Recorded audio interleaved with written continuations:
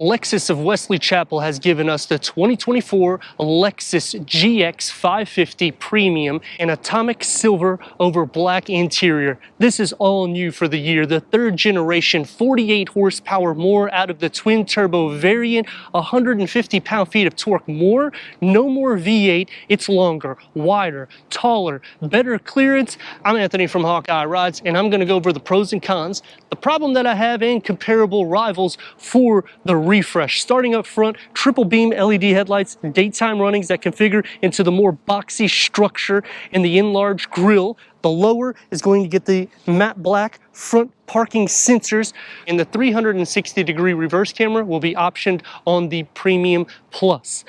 0.5 inches more of clearance. So now you're over 9.6 inches of clearance, over 3 inches longer in width, over 1.5 inches taller. So when you're thinking rival perspective like the Ford Bronco, MSRP to MSRP, this is going to outclass it because you'd have to go up to a Raptor, in which the capabilities is not going to be the same as this. This is known to be in the desert and to do every maneuver off-road plus on-road. Now, one of the big things that has changed is what's housed underneath the hood. It's a 3.4-liter V6 twin turbo, producing 349 horsepower and 479 pound-feet of torque paired to a 10-speed automatic transmission. The MPGs has increased by 2 over 2, so now you have 17 MPGs for the city, 21 MPGs for the highway, reaching 60 at 6.5 seconds, which is over 0.7 seconds quicker than the prior gen, with a top speed at 109 miles per hour. The fenders flare out with standard 20-inch 6 double-spoke gray wheels. When you go up to the Premium Plus, this is going to be a gloss black, and the Overtrail will get the 18-inch 6-spoke gray matte finished all-terrain tire wheels. The chassis will change also. The Luxury Plus will get the adaptive variable front and rear suspension that will also carry on to the Overtrail, which will also include the electronic kinetic dynamic suspension system for both the front and the rear. With a Torsum limited slip differential, and when you go into the Overtrail, it adds the electronically controlled locking rear differential. And towing has increased to almost 2,600 pounds more than the prior gen, so dropping that V8, adding this twin turbo engine has changed the whole vehicle.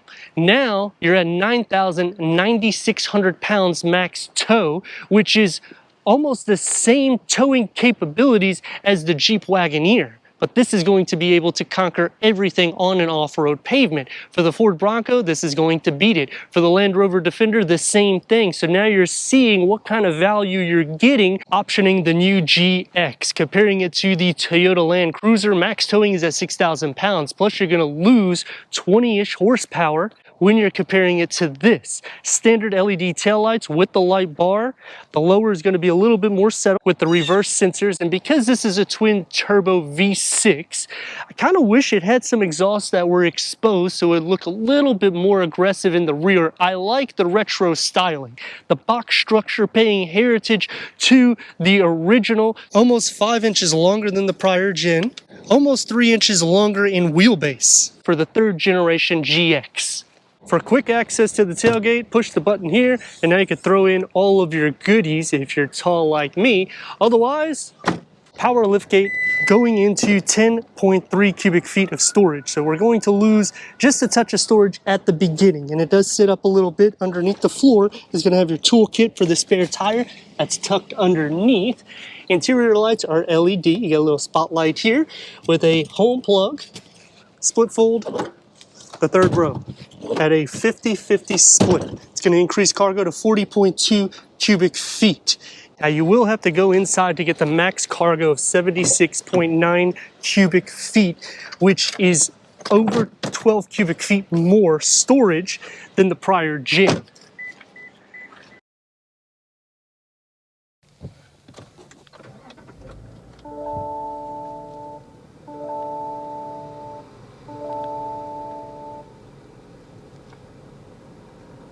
Ten-way power seat adjustment for the driver, 8-way power seat adjustment for the passenger, new look seating, heated and ventilated front seats, headroom, and leg room. The refresh is a little bit longer, so you're going to get a little bit more interior space, starting off with a storage cubby for the passenger, a flat dashboard, 10.7-inch heads-up display.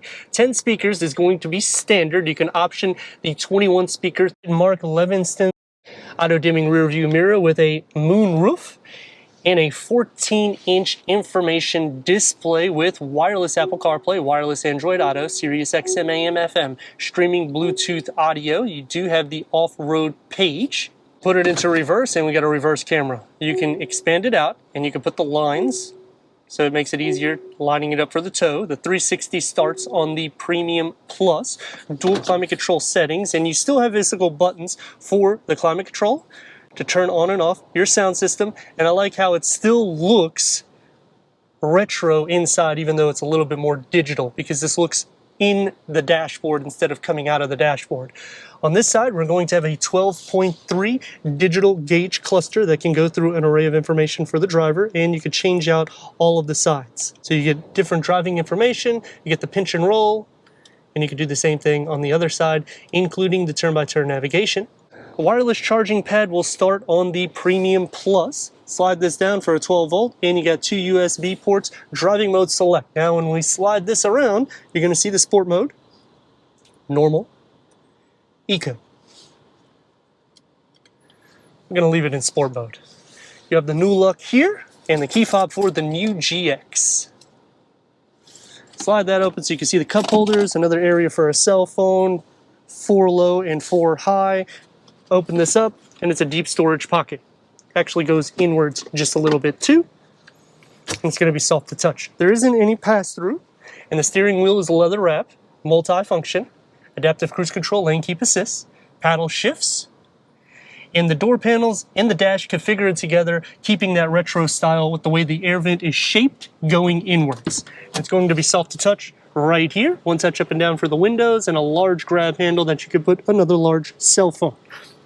Storage pocket is going to be large with a beverage holder carved out. For the second row headroom, it's kind of carved out for you. You can also recline these seats, and as I find the adjustment, which goes really far back, and you can kind of put it at like a 90-degree angle.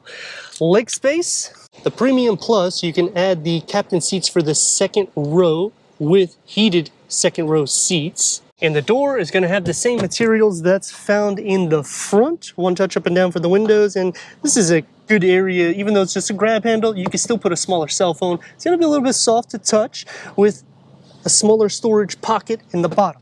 Sliding into the center, you could have your own feet space, but I don't think you're going to sit like that.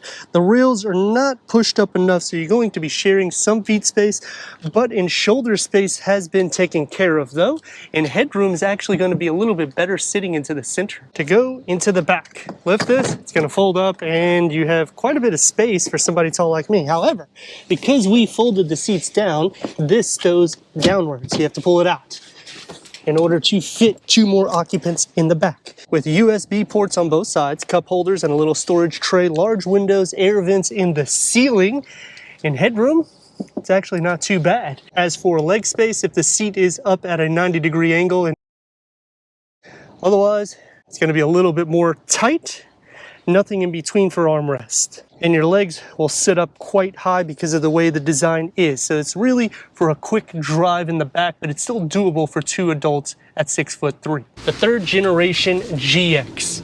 If you are an off-road / luxury enthusiast, this is the vehicle you want to go after because it captures everything for on and off pavement. 48 horsepower more out of the twin-turbo V6. 150 pound-feet of torque more, so that is a lot. And when you're considering MPGs, you are getting a little bit better, 2 over 2 more than that V8 engine. Plus, towing was nowhere near 9,096 pounds, which is what you have here. That's almost 2,600 pounds more. It has grown over 5 inches. The wheelbase has grown over 3 inches. In interior space, you're gonna have a little bit more because you have that box feel, which optimizes space for the front and the rear. Even though it's not meant for full performance, let's see how well she does.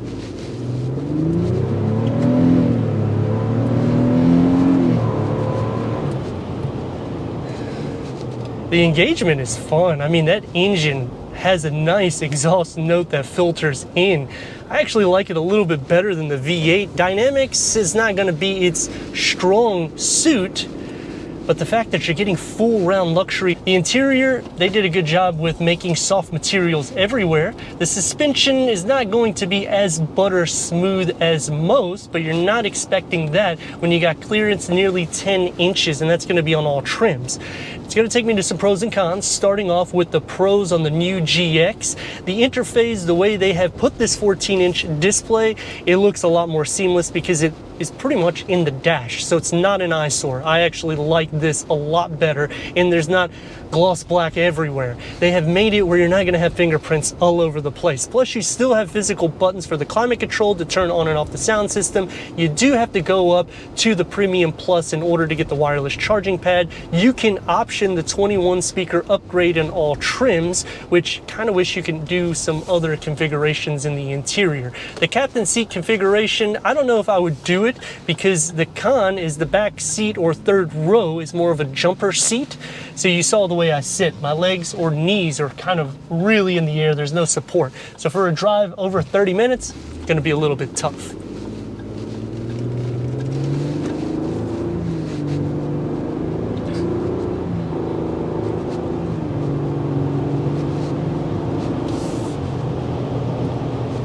Road noise does filter in.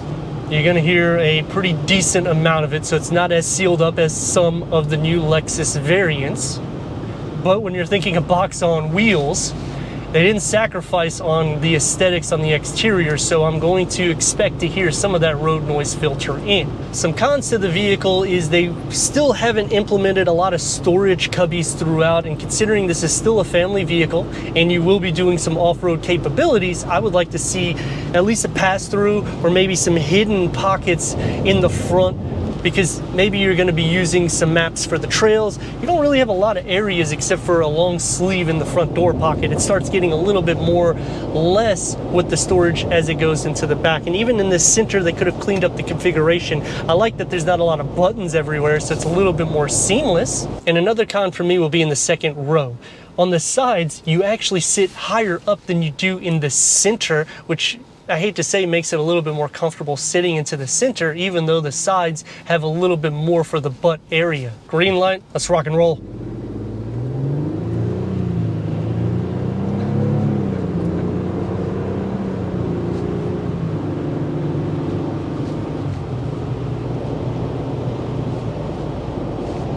And another con will be the excessive road noise that does filter in. It would be nice at this price to be a little bit more sealed up, because when we go into the rivals like the Land Rover Defender, you're going to be spending more money if you're going to get a similar powertrain, but it's a lot more sealed up too.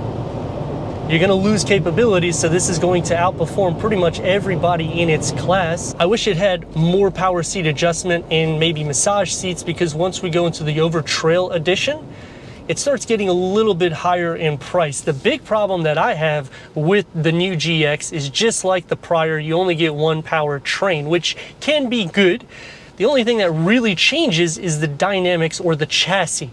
You will change out the whole suspension going into the Overtrail, and going into the Luxury Plus will be a different suspension because it adds the adaptive variable front and rear suspension to the standard independent front and 4-link rear suspension setup. But where I'm getting at with it is even the towing capabilities is so close to the same, so unless you're really wanting that rugged off-road performer, which you can pretty much do almost everything with this, all you really have to do is change out the tires. Yes, the off-road capabilities will be better as you go up the tier because of the suspension layout. However, to justify the price tag, it's going to be a little bit harder for me to swallow, because the prior gen was a V8, which this has more power, so I'm not knocking that. It's just the layout to the whole chassis configuration. That's the only thing that's really different. And in the interior, you're also going to have a few differences between them. But let me know your thoughts in the comments. And if you're new to the channel, consider subscribing. Check out the next video, merchandise, website, and Instagram. Leave a comment and a like. And I'd like to thank Lexus of Wesley Chapel for giving us this 2024 Lexus GX 550 for our car review.